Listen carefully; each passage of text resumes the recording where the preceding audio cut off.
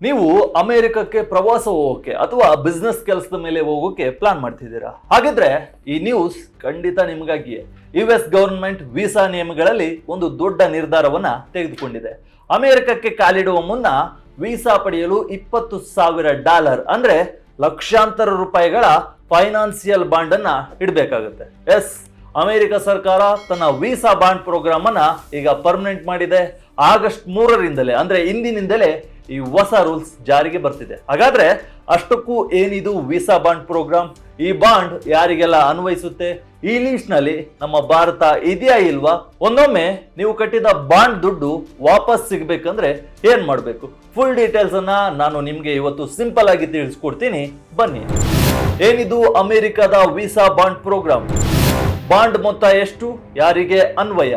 ಸ್ನೇಹಿತರೆ, ಮೊದಲನೇದಾಗಿ ಏನಿದು ವೀಸಾ ಬಾಂಡ್ ಪ್ರೋಗ್ರಾಮ್ ಅಂತ ತಿಳಿದುಕೊಳ್ಳೋಣ. ಅಮೆರಿಕಕ್ಕೆ B1 ಅಂದ್ರೆ ಬಿಸ್ನೆಸ್ ವೀಸಾ ಮತ್ತು B2 ಅಂದ್ರೆ ಟೂರಿಸ್ಟ್ ವೀಸಾಗೆ ಅಪ್ಲೈ ಮಾಡುವ ಕೆಲವು ವಿದೇಶಿ ಪ್ರಜೆಗಳಿಂದ ಅಮೆರಿಕನ್ ಕಾನ್ಸುಲರ್ ಆಫೀಸರ್ಗಳು ವೀಸಾ ನೀಡುವ ಮುನ್ನ ಒಂದು ರೀಫಂಡೆಬಲ್ ಫೈನಾನ್ಸಿಯಲ್ ಬಾಂಡ್ ಡಿಪಾಸಿಟ್ ಇಡಲು ಕೇಳಬಹುದು. ಈ ಬಾಂಡ್ ಮೊತ್ತ ಕೇಸ್ ಆಧರಿಸಿ $10,000, $15,000 ಅಥವಾ ಗರಿಷ್ಠ $20,000 ವರೆಗೆ ಇರಬಹುದು. ಅಂದಾಗೆ ಈ ಪ್ರೋಗ್ರಾಮ್ ಅನ್ನ ಅಮೆರಿಕ ಸರ್ಕಾರ 2025ರಲ್ಲಿ ಒಂದು ಪೈಲಟ್ ಪ್ರೋಗ್ರಾಮ್ ಆಗಿ ಆರಂಭಿಸಿತ್ತು. ವೀಸಾ ಪಡೆದು ಅಮೆರಿಕಕ್ಕೆ ಹೋದವರು ವೀಸಾ ಅವಧಿ ಮುಗಿದ ಮೇಲೆಯೂ ಅಲ್ಲೇ ಅಕ್ರಮವಾಗಿ ಉಳಿದುಕೊಳ್ಳೋದನ್ನ ನಿಯಂತ್ರಿಸಲು, ಅಂದ್ರೆ ವೀಸಾ ಓವರ್ ಸ್ಟೇ ತಡೆಯಲು ಇದನ್ನ ತರಲಾಗಿತ್ತು. 2025ರ ಪೈಲಟ್ ಪ್ರೋಗ್ರಾಮ್ ನಲ್ಲಿ ಪ್ರವಾಸಿಗರು ವೀಸಾ ನಿಯಮಗಳನ್ನ ಸರಿಯಾಗಿ ಪಾಲಿಸುತ್ತಿದ್ದಾರೆ ಎಂಬ ಡೇಟಾ ಮತ್ತು ಆಧಾರ ಸಿಕ್ಕಿದ್ರಿಂದ ಈಗ ಅಮೆರಿಕನ್ ಸರ್ಕಾರ ಈ ಪ್ರೋಗ್ರಾಮ್ ಅನ್ನ ಪರ್ಮನೆಂಟ್ ಅಂದ್ರೆ ಕಾಯಂ ಮಾಡಿದೆ. ಇಲ್ಲಿ ಇನ್ನೊಂದು ಇಂಟ್ರೆಸ್ಟಿಂಗ್ ಚೇಂಜ್ ಆಗಿದೆ. ಅದೇನಂದ್ರೆ 2025ರ ಪೈಲಟ್ ಪ್ರೋಗ್ರಾಮ್ ನಲ್ಲಿ $5,000, $10,000 ಮತ್ತು $15,000 ಬಾಂಡ್ ಇಡುವ ಆಪ್ಷನ್ ಇತ್ತು.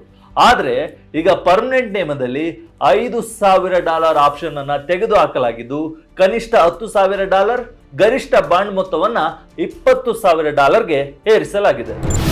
ಭಾರತೀಯರು ಕೂಡ ಈ ಬಾಂಡ್ ಕಟ್ಟಬೇಕಾ? 50 ದೇಶಗಳ ಲಿಸ್ಟ್ ನಲ್ಲಿ ಭಾರತ ಇದೆಯಾ? ಈಗ ನಿಮ್ಮ ಮನಸ್ಸಿನಲ್ಲಿ ಮೂಡ್ತಿರೋ ದೊಡ್ಡ ಪ್ರಶ್ನೆ ಅಂದ್ರೆ, ಅಯ್ಯೋ ಹಾಗಾದ್ರೆ ಭಾರತೀಯರು ಅಮೆರಿಕಕ್ಕೆ ಹೋಗಲು ಈ $20,000 ಬಾಂಡ್ ಕಟ್ಟಬೇಕಾ ಅಂತ ಅಲ್ವಾ? ಬನ್ನಿ ಹೇಳ್ತೀನಿ.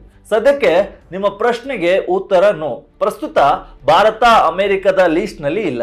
ಎಸ್, US ಗವರ್ಮೆಂಟ್ ಬಿಡುಗಡೆ ಮಾಡಿರೋ 50 ದೇಶಗಳ ಪಟ್ಟಿಯಲ್ಲಿ ಸದ್ಯಕ್ಕೆ ಭಾರತದ ನೇಮ್ ಇಲ್ಲ. ಹಾಗಾಗಿ ಭಾರತೀಯ ಪ್ರಜೆಗಳು B1 ಅಥವಾ B2 ವೀಸಾಗೆ ಅಪ್ಲೈ ಮಾಡಿದ್ರೆ ಸದ್ಯಕ್ಕೆ ಈ ವೀಸಾ ಬಾಂಡ್ ಪಾವತಿಸುವ ಅಗತ್ಯವಿಲ್ಲ. ಹಾಗಾದ್ರೆ ಈ 50 ದೇಶಗಳ ಲಿಸ್ಟ್ ನಲ್ಲಿ ಯಾರಿದ್ದಾರೆ? ಈ ಪಟ್ಟಿಯಲ್ಲಿ ಜಾಸ್ತಿ ಆಫ್ರಿಕನ್ ದೇಶಗಳಿವೆ. ಜೊತೆಗೆ ನಮ್ಮ ನೆರೆಹೊರೆಯ ದೇಶಗಳಾದ ಬಾಂಗ್ಲಾದೇಶ, ನೇಪಾಳ ಮತ್ತು ಭೂತಾನ ದೇಶಗಳು ಕೂಡ ಸೇರಿವೆ. ಮೇಲಾಗಿ ಈ 50 ದೇಶಗಳ ನಾಗರಿಕರಿಗೂ ಬಾಂಡ್ ವಿಧಿಸುವುದು ಆಟೋಮ್ಯಾಟಿಕ್ ಅಲ್ಲ. ಕಾನ್ಸುಲರ್ ಆಫೀಸರ್ಗಳು ಕೇಸ್ ಬೈ ಕೇಸ್ ಚೆಕ್ ಮಾಡಿ ಇದನ್ನ ಡಿಸೈಡ್ ಮಾಡ್ತಾರೆ. ಆದ್ರೆ ಒಂದು ನೆನಪಿರ್ಲಿ, US ಸ್ಟೇಟ್ ಡಿಪಾರ್ಟ್ಮೆಂಟ್ ಹೇಳಿರೋ ಪ್ರಕಾರ ಮುಂಬರುವ ದಿನಗಳಲ್ಲಿ ಇನ್ನೂ ಜಾಸ್ತಿ ದೇಶಗಳನ್ನ ಈ ಪಟ್ಟಿಗೆ ಸೇರಿಸುವ ಸಾಧ್ಯತೆ ಇದೆ. ಹಾಗಾಗಿ ಪ್ರಸ್ತುತ ಭಾರತಕ್ಕೆ ನೇರ ಎಫೆಕ್ಟ್ ಇಲ್ಲದಿದ್ರೂ ಕೂಡ ಅಮೆರಿಕ ತನ್ನ ವೀಸಾ ನಿಯಮಗಳನ್ನ ಬಿಗಿಗೊಳಿಸುತ್ತಿರೋದು ಮುಂಬರುವ ದಿನಗಳಲ್ಲಿ ನಮಗೂ ಕೂಡ ಪ್ರಮುಖ ವಿಚಾರ ಆಗ್ಬಹುದು. ಬಾಂಡ್ ಜಪ್ತಿ ಮತ್ತು ಬ್ರೀಚ್ ಅಂದ್ರೆ ಏನು? ಯಾವ ತಪ್ಪು ಮಾಡಿದ್ರೆ ಅಮೌಂಟ್ ಸಿಗಲ್ಲ? ಬಾಂಡ್ ಇಟ್ಟ ದುಡ್ಡು ಅಮೆರಿಕ ಸರ್ಕಾರಕ್ಕೆ ಜಪ್ತಿ ಅಥವಾ ಪ್ರಾಫಿಟ್ ಯಾವಾಗ ಆಗುತ್ತೆ ಅಂದ್ರೆ, ವೀಸಾ ಪಡೆದ ವ್ಯಕ್ತಿ ತಾನು ಒಪ್ಕೊಂಡ ಬಾಂಡ್ ಷರತ್ತುಗಳನ್ನ ಸೀರಿಯಸ್ ಆಗಿ ಉಲ್ಲಂಘಿಸಿದ್ರೆ ಅಥವಾ ಬ್ರೀಚ್ ಮಾಡಿದ್ರೆ ಆ ಬಾಂಡ್ ಅಮೌಂಟ್ ಅನ್ನ US ಸರ್ಕಾರ, US ಗವರ್ಮೆಂಟ್ ಜಪ್ತಿ ಮಾಡಿಕೊಳ್ಳುತ್ತೆ. ಅಂದ್ರೆ ಆ ಅಮೌಂಟ್ ವಾಪಸ್ ನಿಮ್ಗೆ ಸಿಗಲ್ಲ. ಇದಕ್ಕೆ ಪ್ರಮುಖ ಕಾರಣಗಳು ಅಂದ್ರೆ, ಫಸ್ಟ್, ನೀಡಲಾದ ವೀಸಾ ಅವಧಿ ಮುಗಿದ್ರೂ ಕೂಡ ಅಮೆರಿಕದಲ್ಲಿ ಉಳಿದುಕೊಳ್ಳೋದು. ಎರಡನೇದಾಗಿ, ನಾನ್ ಇಮಿಗ್ರೆಂಟ್ ವೀಸಾ ಸ್ಥಿತಿಯ ನಿಯಮಗಳನ್ನ ಉಲ್ಲಂಘಿಸೋದು. ಮೂರನೇದಾಗಿ, ಯಾವುದೇ ಸರಿಯಾದ ಕಾರಣವಿಲ್ಲದೆ ತಡವಾಗಿ ವೀಸಾ ವಿಸ್ತರಣೆ ಅಷ್ಟೇ ಅಲ್ಲದೆ ವೀಸಾ ಸ್ಟೇಟಸ್ ಚೇಂಜ್ ಮಾಡಲು ಅಪ್ಲಿಕೇಶನ್ ಅನ್ನ ಹಾಕೋದು. ಇನ್ನು ನಾಲ್ಕನೇ ಕಾರಣ ಏನಂದ್ರೆ, ICE ಅಂದ್ರೆ ಇಮಿಗ್ರೇಷನ್ ಅಧಿಕಾರಿಗಳು ಕರೆದಾಗ ಅಟೆಂಡ್ ಆಗದೆ ಇರೋದು. ಐದನೇದಾಗಿ, ಅಮೆರಿಕದಲ್ಲಿ ಇದ್ದುಕೊಂಡು ಅಸೈಲಮ್ ಅಂದ್ರೆ ಆಶ್ರಯ ಕೋರಿ ಅರ್ಜಿ ಸಲ್ಲಿಸುವುದು ಅಥವಾ ಅಡ್ಜಸ್ಟ್ಮೆಂಟ್ ಆಫ್ ಸ್ಟೇಟಸ್ಗೆ ಅಪ್ಲೈ ಮಾಡೋದು. ಈ ರೀತಿಯ ಪ್ರಮುಖ ಉಲ್ಲಂಘನೆಗಳು ನಡೆದ್ರೆ ಬಾಂಡ್ ಬ್ರೇಕ್ ಆಗಿದೆ ಅಂತ ಪರಿಗಣಿಸಿ ಆ ಅಮೌಂಟ್ ಅನ್ನ ಅಮೆರಿಕ ಸರ್ಕಾರ ಮುಟ್ಟುಗೋಲು ಹಾಕಿಕೊಳ್ಳುತ್ತೆ. ಡೆಪಾಸಿಟ್ ಅಮೌಂಟ್ ವಾಪಸ್ ಸಿಗುವುದು ಹೇಗೆ? ಒಂದೊಮ್ಮೆ ಪ್ರವಾಸಿಗ ಎಲ್ಲಾ ನಿಯಮಗಳನ್ನ ಸರಿಯಾಗಿ ಪಾಲಿಸಿದ್ರೆ ಡೆಪಾಸಿಟ್ ಮಾಡಿದ ಹಣ ಯಾವ ರೀತಿ ವಾಪಸ್ ಸಿಗುತ್ತೆ? ಇದು ತುಂಬಾ ಸಿಂಪಲ್. ಪ್ರವಾಸಿಗ ತನಗೆ ನೀಡಿದ ಅವಧಿಯ ಒಳಗೆ ಅಥವಾ ಸರಿಯಾದ ಸಮಯಕ್ಕೆ ಅಮೆರಿಕದಿಂದ ನಿರ್ಗಮಿಸಿದ್ರೆ ಮತ್ತು ಆ ನಿರ್ಗಮನದ ಎಂಟ್ರಿ CBP ಅಥವಾ ADIS ಸಿಸ್ಟಮ್ ನಲ್ಲಿ ರೆಕಾರ್ಡ್ ಆದ್ರೆ ರೀಫಂಡ್ ಪ್ರಕ್ರಿಯೆ ಆಟೋಮೆಟಿಕ್ ಆಗಿ ನಡೆಯುತ್ತೆ. ಇದಕ್ಕೆ ಪ್ರತ್ಯೇಕ ಅಪ್ಲಿಕೇಶನ್ ಹಾಕೋ ಅಗತ್ಯವೇ ಇರಲ್ಲ. US ಗವರ್ಮೆಂಟ್ ಸಿಸ್ಟಮ್ ಮೂಲಕ ಕನ್ಫರ್ಮ್ ಆದ್ಮೇಲೆ pay.gov ಅಥವಾ ಟ್ರೆಜರಿ ಸಿಸ್ಟಮ್ ಮೂಲಕ ನೀವು ಪೇಮೆಂಟ್ ಮಾಡಿದ ಮೂಲ ಖಾತೆಗೆ ಅಮೌಂಟ್ ಬಂದು ವಾಪಸ್ ತಲುಪುತ್ತೆ.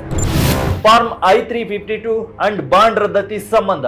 ಒಂದೊಮ್ಮೆ ನೀವು ವೀಸಾ ಪಡೆದು ಅಮೆರಿಕಾಗೆ ಪ್ರಯಾಣಿಸದಿದ್ರೆ ಅಥವಾ ಎಂಟ್ರಿ ಪೋರ್ಟ್ ನಲ್ಲಿ ನಿಮ್ಮ ಪ್ರವೇಶವನ್ನ ನಿರಾಕರಿಸಲ್ಪಟ್ರೆ, ರಿಜೆಕ್ಟ್ ಮಾಡಿದ್ರೆ ಅಥವಾ ICE ಕಸ್ಟಡಿಗೆ ಒಳಗಾದ್ರೆ ಅಥವಾ ಕಾನೂನಾನ್ವಯ ಪರ್ಮನೆಂಟ್ ರೆಸಿಡೆನ್ಸಿ ನಿಮ್ಗೆ ಸಿಕ್ಕರೂ ಕೂಡ ಬಾಂಡ್ ಕ್ಯಾನ್ಸಲ್ ಆಗಿ ಅಮೌಂಟ್ ನಿಮ್ಗೆ ವಾಪಸ್ ಸಿಗುತ್ತೆ. ಒಂದ್ ವೇಳೆ ನೀವು ದೇಶದಿಂದ ವಾಪಸ್ ಬಂದ ಮೇಲೆಯೂ 90 ದಿನಗಳಿಗಿಂತ ಹೆಚ್ಚು ಕಾಲ ರೀಫಂಡ್ ಬರ್ದಿದ್ರೆ ಮೊದಲಿಗೆ pay.go ಕಸ್ಟಮರ್ ಸಪೋರ್ಟ್ ಅನ್ನ ಸಂಪರ್ಕಿಸಬೇಕು. ಅಗತ್ಯ ಬಿದ್ರೆ ವೀಸಾ ನೀಡಿದ US ಎಂಬಸಿ ಅಥವಾ ಕಾನ್ಸುಲೇಟ್ಗೆ ಕಂಪ್ಲೇಂಟ್ ಅನ್ನ ನೀಡಬಹುದು. ಅಷ್ಟು ಮಾತ್ರವಲ್ಲ, ಪ್ರವಾಸಿಗ ಅಮೆರಿಕದಿಂದ ಹೊರಬಂದ 30 ದಿನಗಳ ಒಳಗಾಗಿ ವಿದೇಶದಲ್ಲಿರೋ ಅಂದ್ರೆ ಫಾರಿನ್ ನಲ್ಲಿರೋ US ಕಾನ್ಸುಲರ್ ಆಫೀಸರ್ ಜೊತೆ ಅಪಾಯಿಂಟ್ಮೆಂಟ್ ಬುಕ್ ಮಾಡಿ ಮ್ಯಾನ್ಯುವಲ್ ಕ್ಯಾನ್ಸಲೇಷನ್ ಕೂಡ ಮಾಡ್ಕೊಳ್ಬಹುದು. ಸ್ನೇಹಿತರೆ, ಇದ್ರ ಜೊತೆಗೆ ನೀವು ತಿಳಿದುಕೊಳ್ಬೇಕಾದ ಇನ್ನೊಂದು ಪ್ರಮುಖ ವಿಷಯ ಏನಂದ್ರೆ, ಈ ವೀಸಾ ಬಾಂಡ್ ಒಪ್ಪಂದದಲ್ಲಿ ಅಮೆರಿಕನ್ ಸರ್ಕಾರದ ಫಾರ್ಮ್ I-352 ಪ್ರಮುಖ ಪಾತ್ರವನ್ನ ವಹಿಸುತ್ತೆ, ಮೇನ್ ರೋಲ್ ಅನ್ನ ಪ್ಲೇ ಮಾಡುತ್ತೆ. ಈ ಫಾರ್ಮ್ ಪ್ರಕಾರ ಪ್ರಯಾಣಿಕ ತಾನು ಒಪ್ಪಿಕೊಂಡ ಷರತ್ತುಗಳನ್ನ ಸಂಪೂರ್ಣವಾಗಿ ಉಲ್ಲಂಘಿಸಿದಾಗ ಮಾತ್ರ ಬಾಂಡ್ ಮುರಿಯಿತು ಅಂತ ಪರಿಗಣಿಸಿ ಅಮೌಂಟ್ ಅನ್ನ ಜಪ್ತಿ ಮಾಡಲಾಗುತ್ತೆ.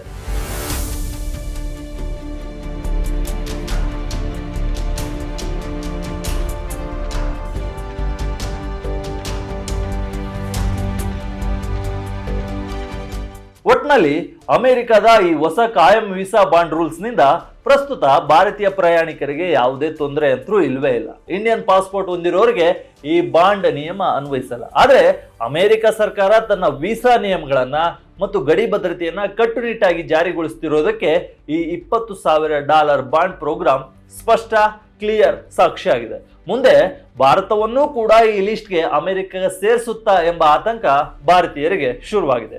ಮುಂದೆ ಏನಾಗುತ್ತೋ ಕಾದ್ ನೋಡ್ಬೇಕಿದೆ. ಅಮೆರಿಕ ಇಂಥ ನೀತಿಗಳ ಬಗ್ಗೆ ನಿಮ್ಗೆ ಏನನ್ಸುತ್ತೆ? ಕಮೆಂಟ್ ಮೂಲಕ ನಿಮ್ಮ ಅಭಿಪ್ರಾಯವನ್ನ ತಿಳಿಸಿ. ಇದು ವಿಜಯ ಕರ್ನಾಟಕ ಇಂಟರ್ನ್ಯಾಷನಲ್ ವಿಶೇಷ. ಇದೇ ರೀತಿ ಹೆಚ್ಚಿನ ವಿಡಿಯೋಗಳಿಗಾಗಿ ವಿಜಯ ಕರ್ನಾಟಕ ವೆಬ್ ಅನ್ನ ಫೇಸ್ಬುಕ್, ಯೂಟ್ಯೂಬ್ ಮತ್ತು ಇನ್ಸ್ಟಾಗ್ರಾಮ್ ನಲ್ಲಿ ಫಾಲೋ ಮಾಡಿ. ಧನ್ಯವಾದ.